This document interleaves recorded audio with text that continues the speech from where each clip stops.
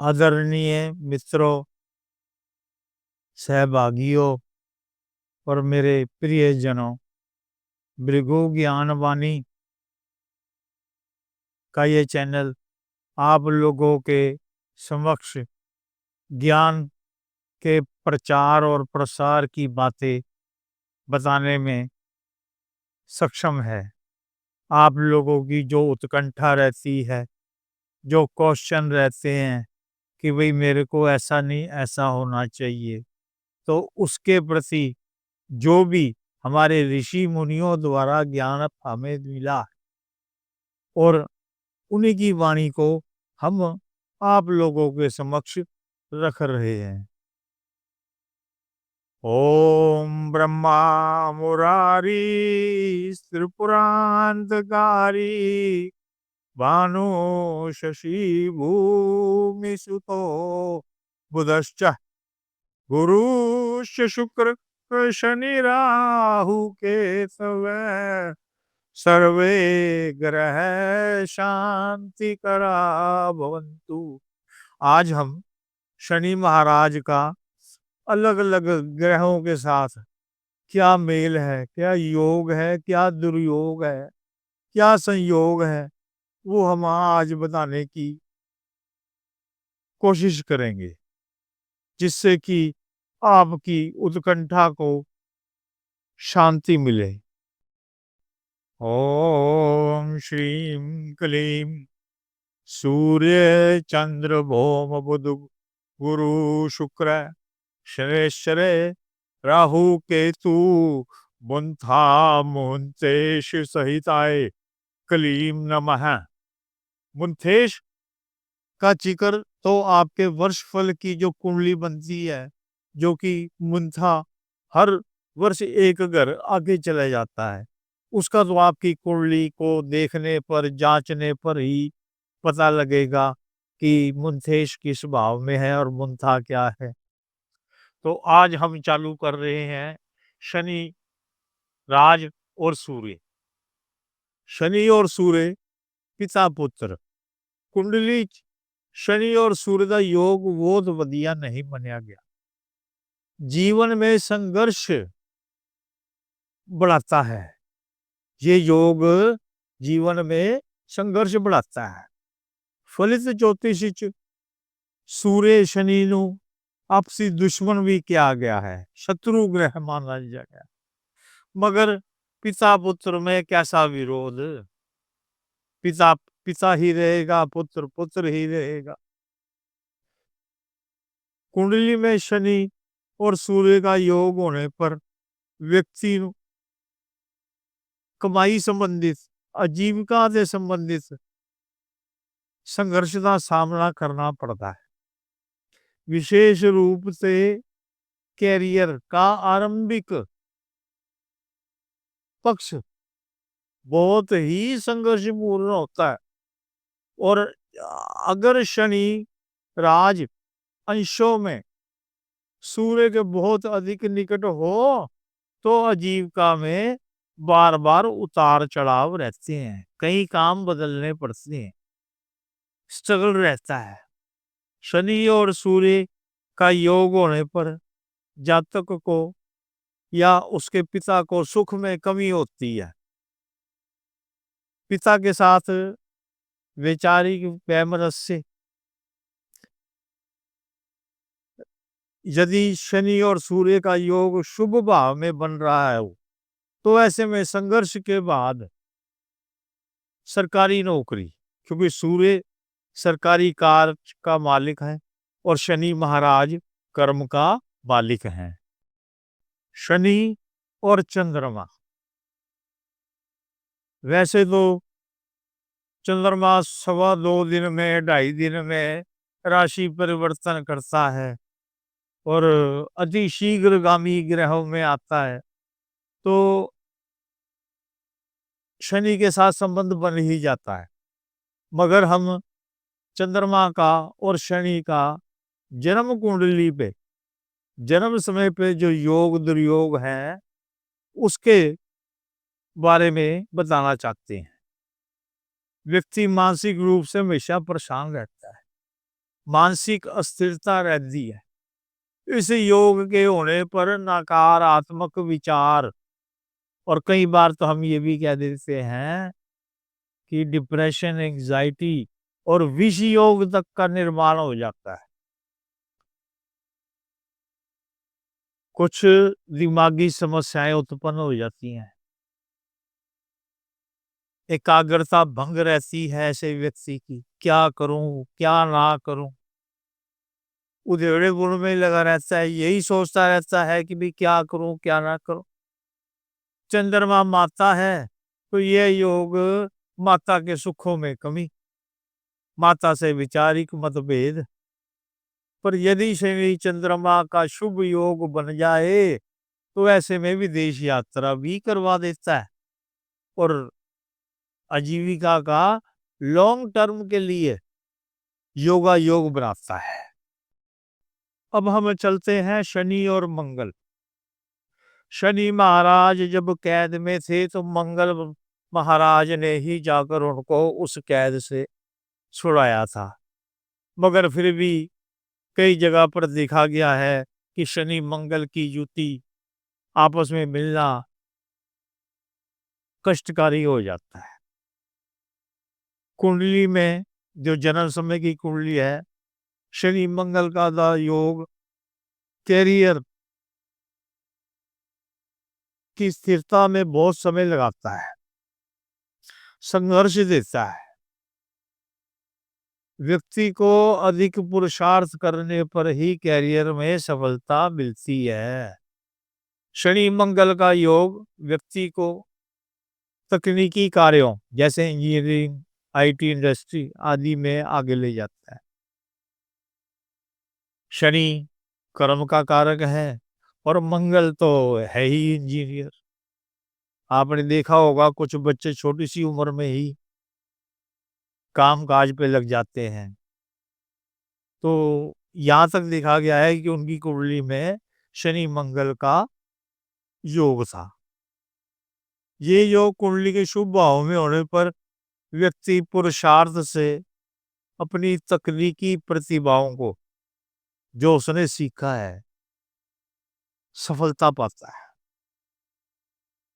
शनि मंगल का योग कुंडली के छठे 8वें स्थान में हो तो स्वास्थ्य विच कष्ट दिंदा, क्योंकि छठा घर रोग, ऋण और शत्रु का हो गया और 8वें भाव में शनि तो सही नहीं कहलाते।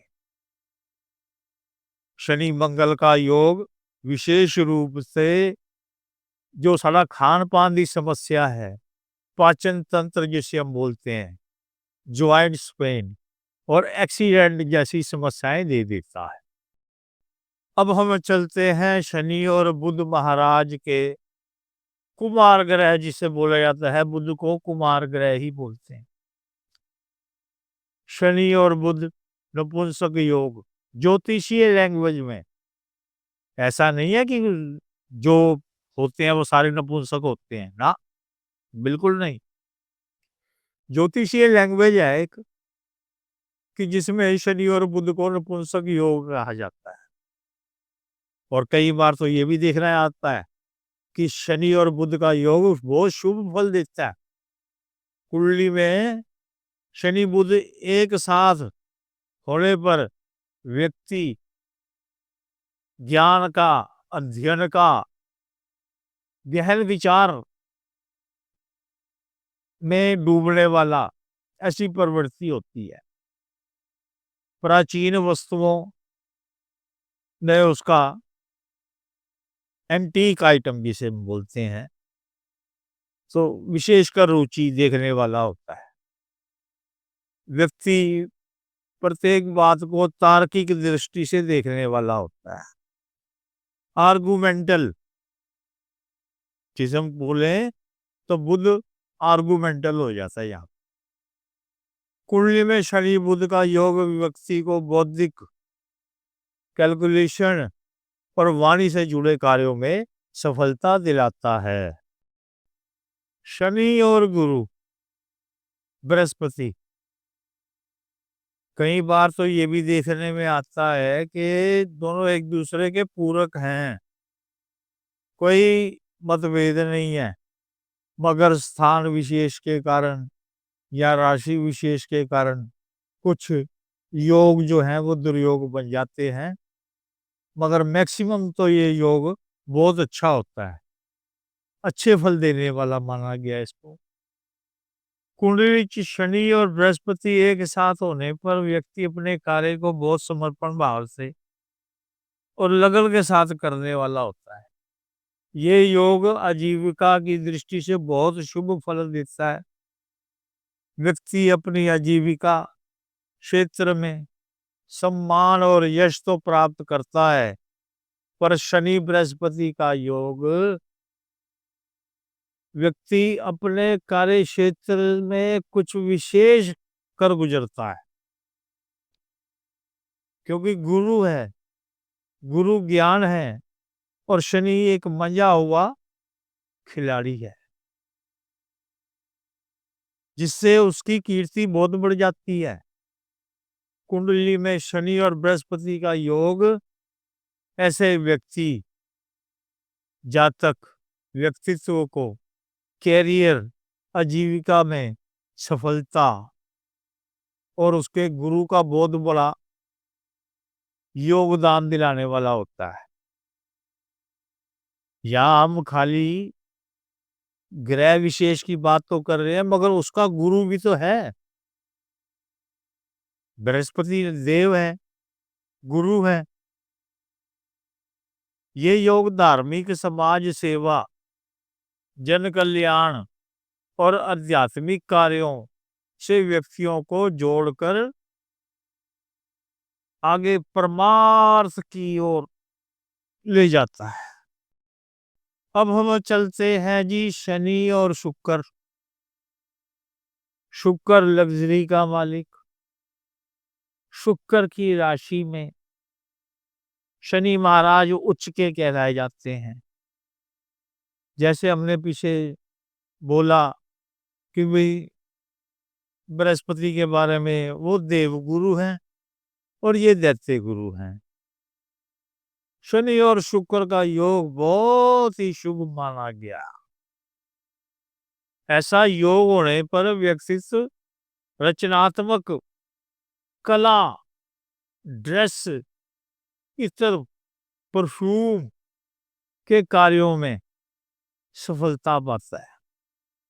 आजीविका यानी कि उसकी जो कमाई है वो भी अच्छी और धन ऐश्वर्य की प्राप्ति दिलाती है।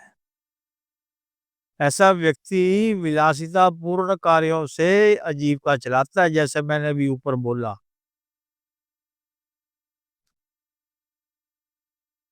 पुरुष जातक की कुंडली में शनि शुक्र का योग हो तो ऐसे व्यक्ति के जीवन में उसके विवाह के बाद, क्योंकि शुक्र कब आएगा, जब उसका विवाह हो जाएगा, उसकी पत्नी आएगी और पत्नी के आते ही आपने देखा हुआ कईयों का विवाह हुआ और भाग्य बदल गया। तो वही ऐसे योगों में होता है, विशेष उन्नति होती है, भाग्य उदय होता है और उनकी पत्नी तो उनके जीवन में विशेष कर सहायक होती है, जो कदम कदम पर उनको थोड़ी शिक्षा तो दिलाती है, थोड़ा गुस्सा भी करती है। ऐसा नहीं है कि गुस्सा नहीं करेगी, मगर फिर भी उसके प्रति वफादार रहती है। शनि, राज और राहु, गुरु और चेले दी चौकड़ी। शास्त्रों में भी लिखा गया है कि शनिवत राहु,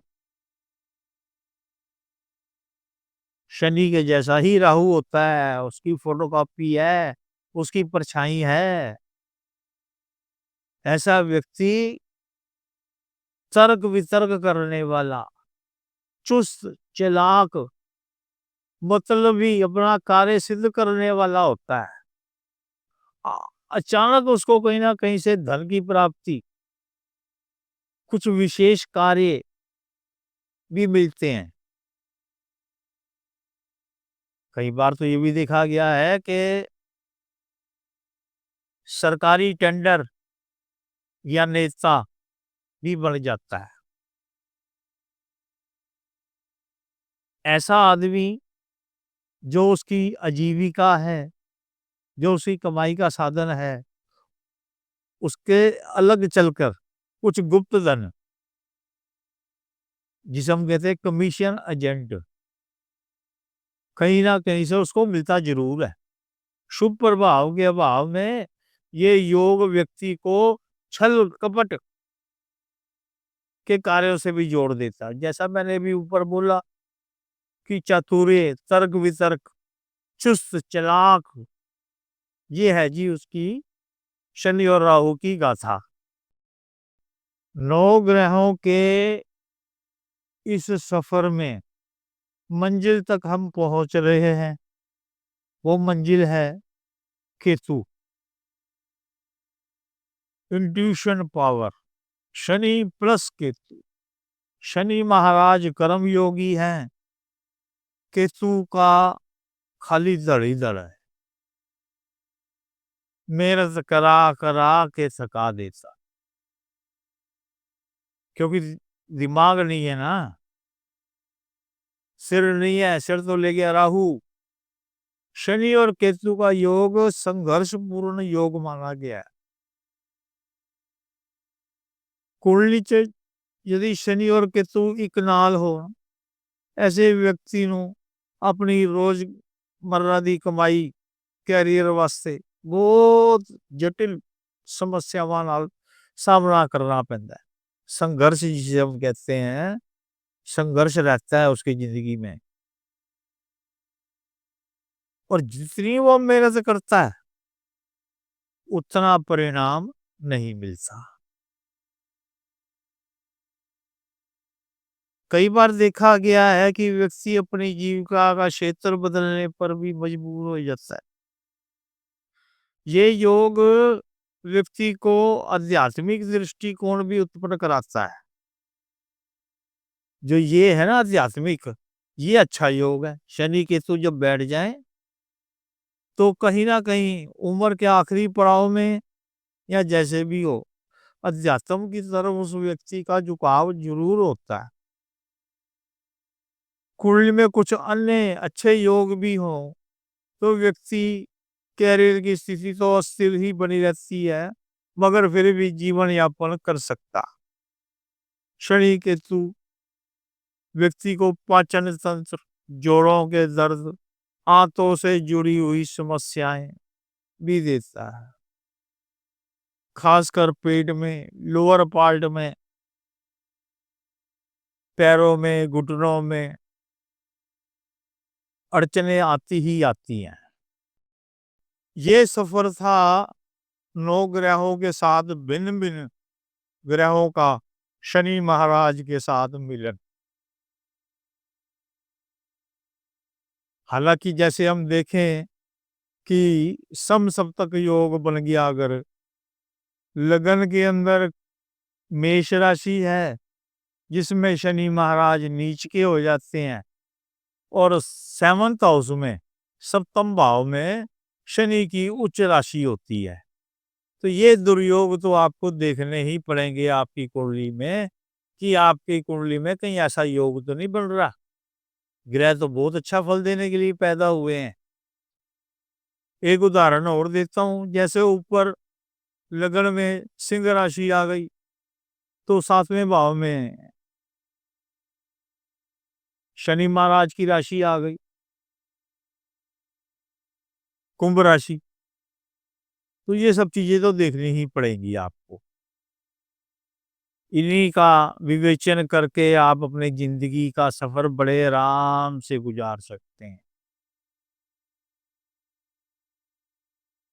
इतना सब कुछ हुआ, शनि महाराज की कभी भी, जब भी कभी आप तथाकथित उपाय करते हैं कि भाई मंदिर में गए और शनि की मूर्ति के ऊपर ही तेल चढ़ा रहे हैं, भाई आपके तेल चढ़ाने से पहले 100 बंदे और या 2 बंदे भी और तेल चढ़ा गए हैं, तो तेल के ऊपर से तेल जा रहा है।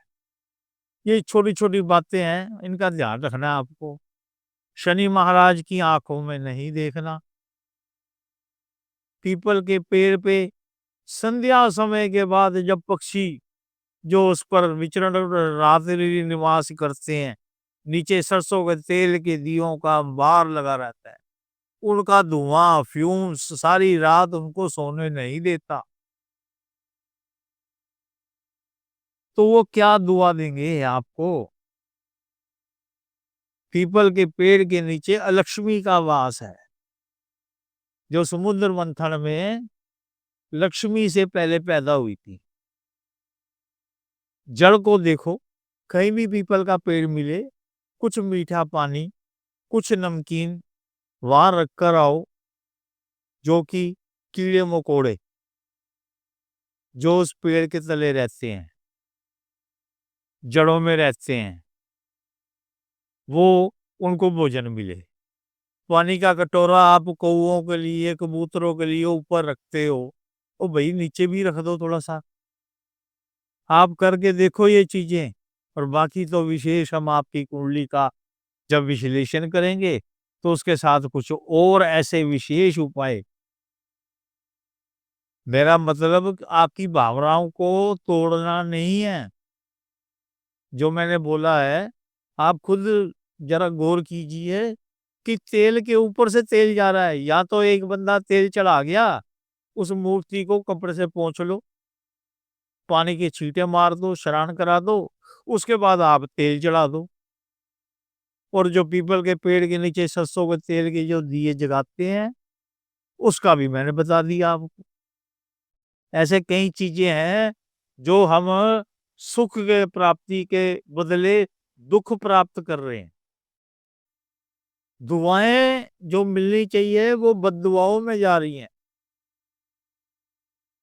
इस बात को ध्यान रखना है। आपके घर भी अगर कोई आता है शनि का दान मांगने, जैसे वो एक डोल सा लेकर उसमें पत्थर की मूर्ति सी बनाकर, तो आपने उनको नहीं देखना भाई। जो भी हो सकता है, तेल चढ़ाना है तो तेल चढ़ा दो, नहीं तो कुछ खाने पीने का सामान दे दो, थोड़ा सा उसके डोलू में डाल दो। ठीक है ना? लोग क्या करते हैं, सिक्का डालते हैं, सिक्का डालते हैं, जो बीच में तेल पड़ा होता है वो उछल कर बाहर आ जाता है, एक दो बूंद ड्रॉप बाहर आ जाती है। वो ड्रॉप किसी और का भार आपके ऊपर चढ़ा रही है। शनि महाराज के बारे में तो बहुत कुछ है।